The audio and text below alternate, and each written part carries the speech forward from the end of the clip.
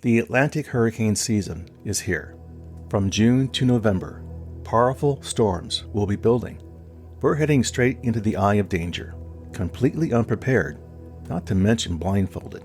The National Oceanic and Atmospheric Administration, or NOAA, has been stripped to the bone, all in the name of cost-cutting.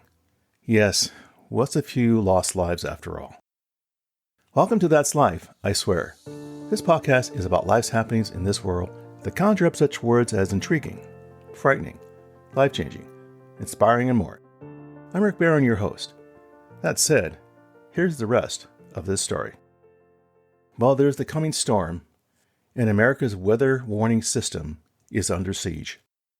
In the suffocating darkness that covered the Gulf of Mexico in October of 2024, a worn-out government aircraft from decades past pierced through the churning atmosphere toward Hurricane Milton.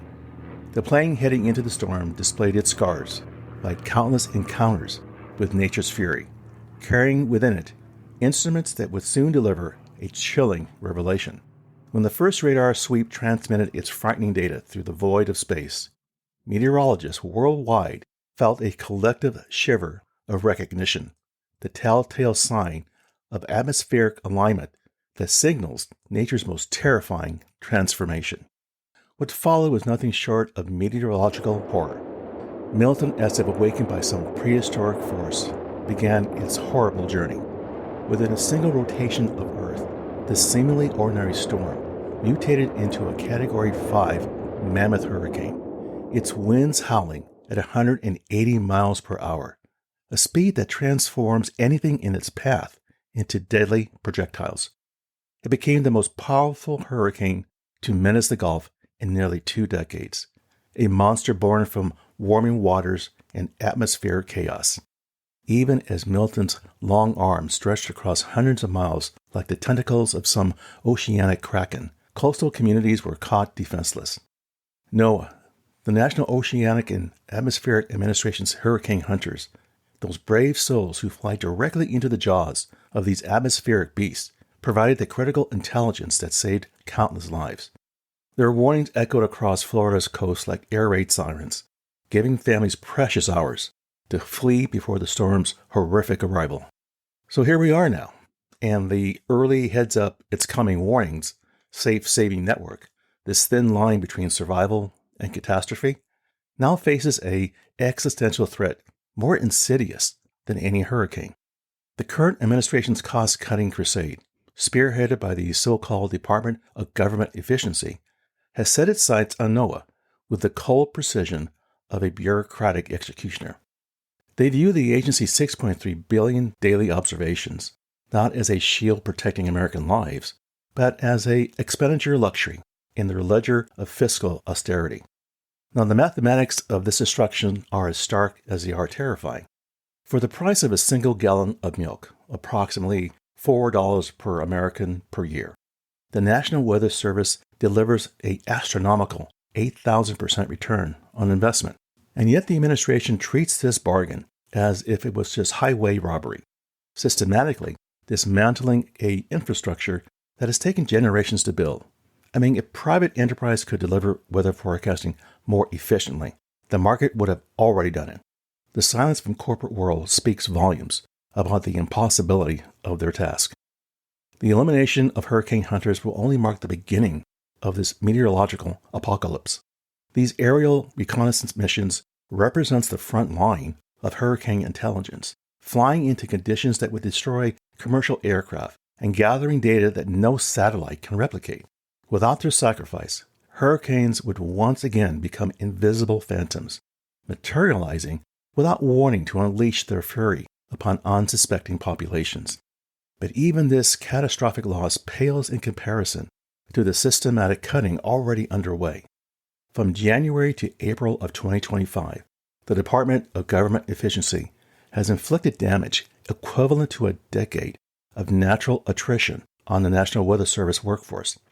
Some regional offices have gutted like abandoned buildings, losing 60% of their personnel, including entire management establishments that took years to develop and train. I mean, this is just a vast wealth of knowledge thrown into a Doge trash can. Agency forecasters predicted that in 2024 there would be about 17 to 25 named storms, with 8 to 13 of those cyclones turning into hurricanes, and in 4 to 7 becoming major hurricanes. Now, what's the 2025 forecast prediction? That's right. I only hear the sound of crickets. These aren't merely statistics on a government spreadsheet. They represent the human infrastructure that stands between American communities and meteorological disaster. The 122 local forecast offices scattered across the United States operate with the dedication of emergency rooms, maintaining vigilant watch 24 hours a day, every day of the year. They are the unseen guardians whose warnings reach every American through television broadcasts, radio alerts, and smartphone apps. Without their constant surveillance, the entire ecosystem of weather communication would collapse like a house of cards. Yes, I know there are some people who want to know what the government does with their tax dollars. Well, here's an example. The crisis has reached such desperate proportions that NOAA issued what could only be described as a distress call on May 13, 2025, pleading with remaining staff to abandon their assigned posts temporarily to prevent the complete collapse of critical warning systems. Now let that sink in.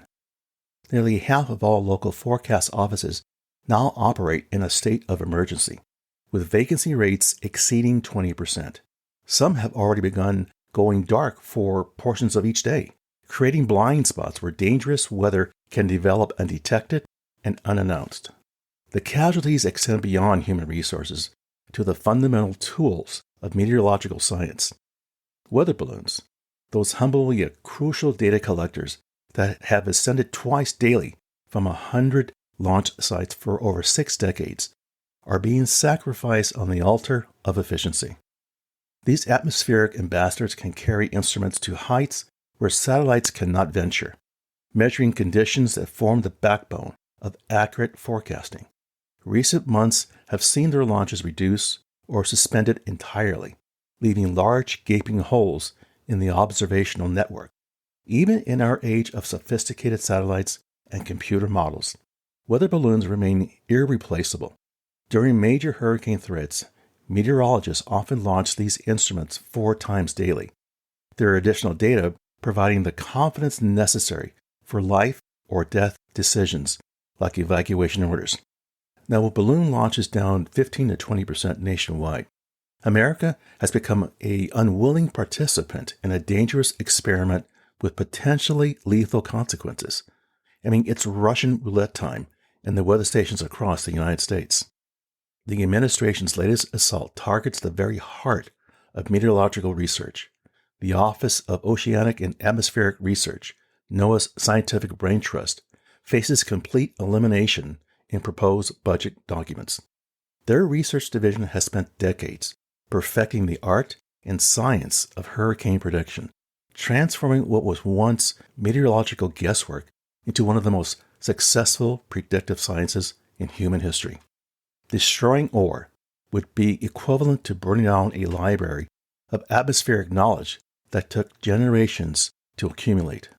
The contrast between past vulnerability and present capability illustrates what's at stake. 3 decades ago, hurricanes remained invisible until they fully formed, and even then, forecasters could provide only 2 or 3 days of warning before potential landfall. Those were dark days when storms appeared like ghosts, materializing from the ocean to devastate unprepared communities. Today's sophisticated forecast models developed and maintained by NOAA supercomputing centers can detect hurricanes a week or more before the first clouds appear on satellite imagery. At 3 days' distance, these models can predict a hurricane's path with country-level accuracy, allowing for surgical evacuations that save both lives and resources. This transformation didn't happen by accident. It resulted from sustained investment in research, technology, and human expertise. Rapidly intensifying storms like Milton represent the cutting edge of hurricane science's greatest challenge. These atmospheric shape shifters can transform from minor disturbances to catastrophic threats in just mere hours, outpacing traditional prediction models and conventional satellite monitoring. NOAA's response has been to develop high-resolution hurricane models that can perceive the minute atmospheric details that trigger rapid intensification, providing forecasters with tools that seemed impossible just years ago. The proposed gutting of NOAA's research programs would effectively weaken these advanced systems, leaving meteorologists to navigate through hurricane seasons with the analytical equivalent of a blindfold. Without rapid intensification prediction tools, every approaching storm becomes a potential ambush. The professional forecasters who dedicate their lives to hurricane prediction understand the magnitude of this unfolding disaster. Those who have spent decades to minimize hurricane casualties, from revolutionizing storm surge forecasting at the National Hurricane Center to overhauling emergency response protocols, recognize this moment as an unprecedented threat to American meteorological capabilities. For more than 60 million Americans residing in hurricane-prone regions, these storms aren't abstract weather phenomena. They're annual tests of survival that demand the highest levels of scientific precision and governmental preparation. The Atlantic hurricane season's 6-month duration represents a marathon of vigilance that requires every available tool and resource. Those states who are more likely to be impacted by hurricanes today are the following: Texas, Louisiana, Mississippi, Alabama, Georgia, Florida, North and South Carolina, and Virginia. Never before has the weather and climate science community faced such a comprehensive threat to its mission. The systematic dismantling of America's weather intelligence network represents a gamble with stakes measured in human lives and economic devastation. The irreversible damage being inflicted today will echo through decades of future hurricane seasons, leaving the nation increasingly vulnerable to nature's most powerful storms. The clock is ticking towards the next Milton-class hurricane, an inevitable encounter that will test whatever remains of America's forecasting capabilities. When that moment arrives, and it will arrive, the critical question won't be whether forecasters can predict the storm's behavior, but whether they'll have any tools left to make those predictions. In the gathering darkness of this bureaucratic storm, America's coastal communities may soon find themselves facing the greatest hurricane threat of all, the one they never saw coming. So what can we learn from this story? What's the takeaway? This episode underscores how critical federal investments in weather forecasting, including NOAA, the National Weather Service, and their research and technology, are to keeping people safe in the face of hurricanes and other extreme weather. Efforts to gut or weaken these agencies for the sake of short-term cost-cutting not only threatens public safety, but also have the potential to reverse decades of progress in hurricane prediction and warning systems.